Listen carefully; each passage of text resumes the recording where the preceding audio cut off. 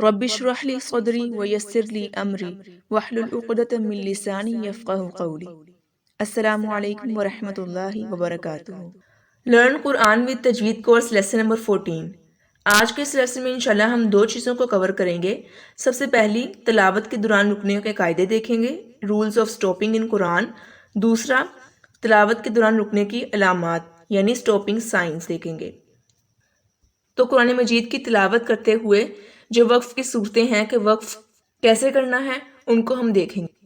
پہلا قاعدہ ہے کہ آخری حرف کو ساکن کر کے پڑھنا تقریباً ساری حالتوں میں سوائے دو کے، جن کو ہم آگے دیکھیں گے انشاءاللہ۔ تو سب سے پہلے یہاں پر دیکھیں کہ اگر زبر زیر اور پیش ہو آخر پر، ٹھیک ہے، تو اس کو ہم سکون دیں گے، یعنی کہ اگر ہمارے پاس زبر زیر پیش ہو لفظ کے آخر پر، ٹھیک ہے، تو اس کو ہم کیا کریں گے، اس کو سکون کے ساتھ بدل دیں گے، اس کے اوپر جزم کا سائن آ جائے گا۔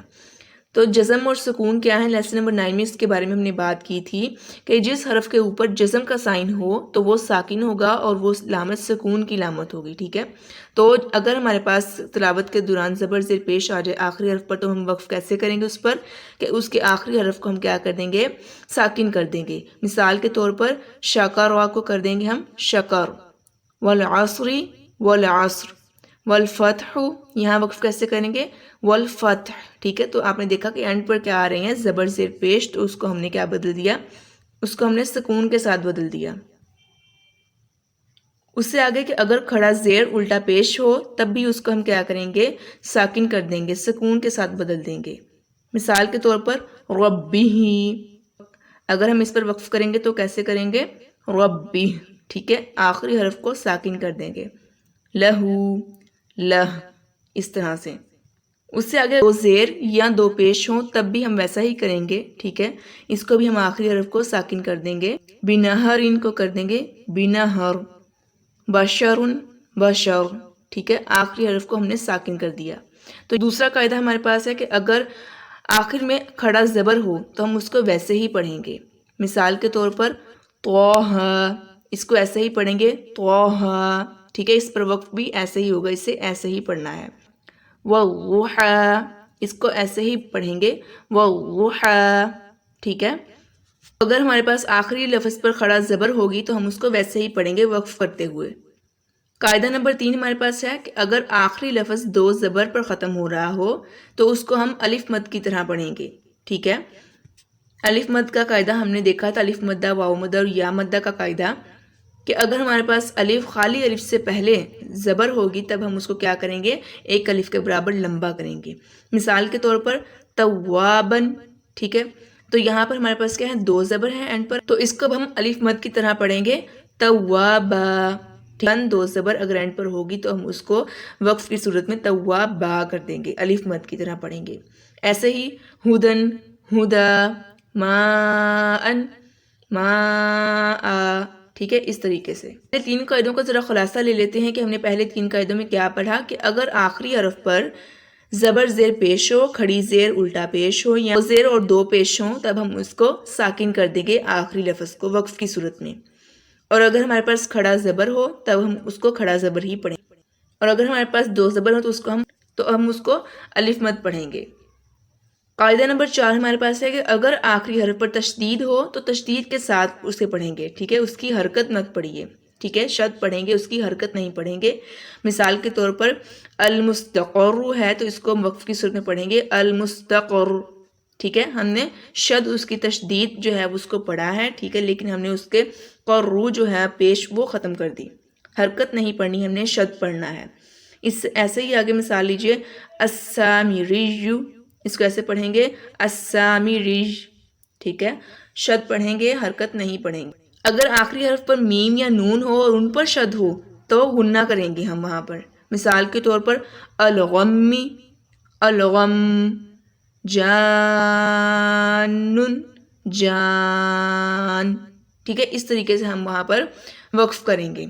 اگر نون یا میم پر شد ہو تو وہاں پر ہم شد بھی پڑھیں گے اور ساتھ میں غنہ کریں گے۔ آخر میں کلکلا والے حروفوں قاف، طا، با، جیم، دال تو ان پر شد ہو، ٹھیک ہے، تو ہم وہاں پر سختی کے ساتھ پڑھیں گے، کلکلا کرتے ہوئے سختی کے ساتھ پڑھیں گے تاکہ واضح طور پر سمجھ آئے۔ جیسا کہ مثال لیجئے بالحق، اس کو ہم پڑھیں گے بالحق، فی الحج فی الحج، وتب وتب، ٹھیک ہے، اس طریقے سے ہم پڑھیں گے۔ قاعدہ نمبر 5 ہمارے پاس ہے کہ عربی میں گول تا مؤنث کے لیے استعمال ہوتا ہے، جیسے مسلمہ۔ اگر ایسے اسم پر آپ رکیں تو گول تا کو ہاں میں بدل دیجئے اور سکون لگا کر پڑھیے، ٹھیک ہے۔ مثال کے طور پر مسلمتن کو پڑھیں گے ہم مسلمہ، راضیتن راضیہ، ہاویتن ہاویہ، القارعۃ القارعہ، ٹھیک ہے، اس طریقے سے گول تا کو ہم ہاں میں بدل دیں گے۔ قاعدہ نمبر 6 کے مطابق اگر آخری حرف سے پہلے الف مد یا واو مد ہو تو مد کرتے ہوئے رکیے، اور یہ مد ہم کیا کریں گے 2، 4 یا 6 حرکات کے برابر لمبا کریں گے۔ یہ اکثر آیت کے آخر میں ہوتا ہے۔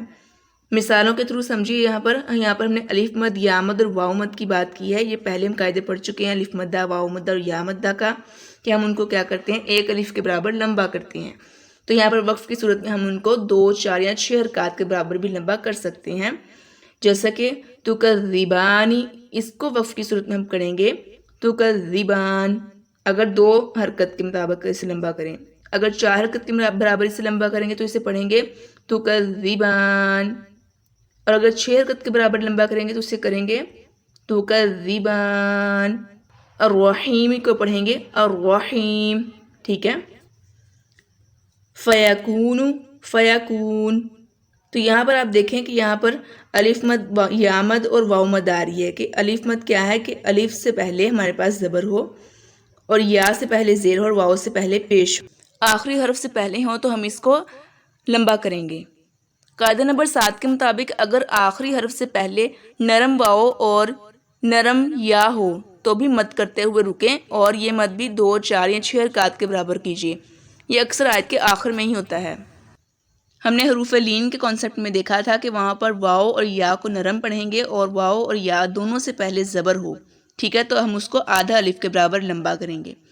اب یہاں پر مثال لیجئے، وَالصَّيْفِ، یہاں پر جو ہے یا لین آ رہی ہے، آخری حرف سے پہلے حروف لین ہے، یا ساکن سے پہلے ہمارے پاس زبر ہے، ٹھیک ہے، تو اب ہم اسے پڑھیں گے وَالصَّيْفِ، ٹھیک ہے، اس کو ہم لمبا کریں گے 2 الف کے برابر 4 اور 6 حرکات کے برابر ہم اسے لمبا کریں گے۔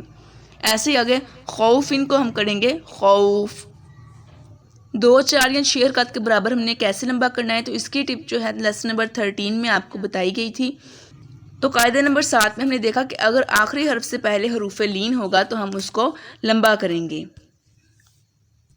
تو یہ تھے ہمارے پاس تلاوت کے دوران رکنے کے قاعدے، کہ اگر ہم وقف کریں گے تلاوت کرتے ہوئے تو ہم وقف کس صورت میں کریں گے اور کیسے کریں گے، ٹھیک ہے۔ اب آگے ہم دیکھیں گے کہ تلاوت کے دوران رکنے کی علامات کون سی ہیں، سائنس کون سے ہیں جن پر ہم وقف کرتے ہیں۔ رکنے کی یعنی وقف کی علامات، تاکہ آپ ایسے لفظ پر ٹھہریں کہ معنی میں گڑبڑ نہ ہو۔ وقف کی علامات اس لیے دی جاتی ہیں۔ تو سب سے پہلی علامت دیکھیے میم، لازم کی علامت ہے، اس پر ضرور ٹھہرنا چاہیے ورنہ آیت کا مطلب کچھ کا کچھ ہو جائے گا۔ جیسے اٹھو مت بیٹھو، کچھ سمجھ نہیں آ رہا کہ اٹھو مت بیٹھو یا اٹھو مت بیٹھو۔ یہاں پر آپ کو آیت شو ہو رہی ہے جس کے اوپر یہ علامت دکھائی گئی ہے کہ جب بھی قرآن میں ایسی علامت آئے گی تو آپ نے وہاں پر وقف کی علامت ہے یہ، ٹھیک ہے، تو اب آپ نے وہاں پر رکنا ہے۔ اس سے اگلی علامت ہے گول دائرہ، سرکل کی، ٹھیک ہے، یہ آیت کے ختم پر ہوتا ہے، یہاں پر رکنا نبی صلی اللہ علیہ وسلم کی سنت ہے۔ اس کے بعد علامت ہے سکتہ، سین کی علامت، 2 حرکت کے برابر رکنا چاہیے یہاں پر، مگر سانس نہیں ٹوٹنا چاہیے۔ اس سے اگلی علامت ہے وقفہ، یہ لمبے سکتے کی علامت ہے، یعنی اس کو سکتہ کی نسبت زیادہ لمبا کریں گے، زیادہ ٹھہرنا ہوتا ہے لیکن سانس نہ ٹوٹنے پائے۔ جیسا کہ ہم پڑھیں گے یہاں پر وَاعْفُ عَنَّا وَاغْفِرْ لَنَا وَارْحَمْنَا أَنْتَ مَوْلَانَا فَانصُرْنَا عَلَى الْقَوْمِ الْكَافِرِينَ، ٹھیک ہے، تو اس طریقے سے ہم سانس توڑے بغیر یہاں پر سکتہ کی نسبت زیادہ لمبا کریں گے۔ آگے ہے معما، 3 نکات ہے یہاں پر، ٹھیک ہے، 3 نقطے، 3 ڈاٹس ہیں یہاں پر، 3 نقطہ کی جوڑی ہے۔ معما ان میں سے کسی ایک پر رکنا چاہیے۔ اس سے آگے ہے طا، یہاں پر ٹھہرنا بہتر ہے، وقف کی علامت ہے یہ بھی۔ اس سے آگے قف، اس کا معنی ٹھہر جاؤ، ٹھیک ہے، یہاں پر آپ نے رکنا ہے، ٹھہر جانا ہے۔ اس سے اگلی علامت ہے جیم اور صل کی، یہاں پر ٹھہرنا یا نہ ٹھہرنا دونوں جائز، دائرے کے اوپر لا، یہاں پر ٹھہرنا یا نہ ٹھہرنا دونوں جائز ہیں۔ اس سے آگے علامات آتی ہیں زا، صاد، قاف اور وغیرہ، ٹھیک ہے، یہاں پر تلاوت کو جاری رکھنا بہتر ہے۔ اس سے آگے علامت ہے لا، اس کا مطلب ہے نہیں، یہاں پر رکنے سے معنی میں خرابی پیدا ہوگی، اگر مجبوری میں یہاں پر رک جائیں تو پیچھے سے یا شروع آیت سے پڑھنا چاہیے۔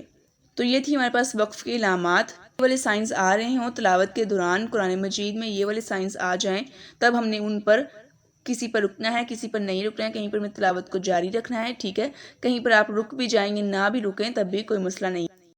آج کے سبق میں بس اتنا ہے، انشاءاللہ اگلے سبق میں ہم اگلی چیزوں کو دیکھیں گے۔ انشاءاللہ اگلے اسباق میں ہم ان ساری چیزوں کی پریکٹس کریں گے جتنے بھی ہم نے تجوید کے اصول پڑھ لیے ہیں۔ اللہ تعالیٰ میرا اور آپ کا حامی ناصر ہو، اور اللہ تعالیٰ مجھے اور آپ کو قرآن مجید کی دعوت کو پھیلانے والا بنائے۔ جزاک اللہ خیر، فی امان اللہ۔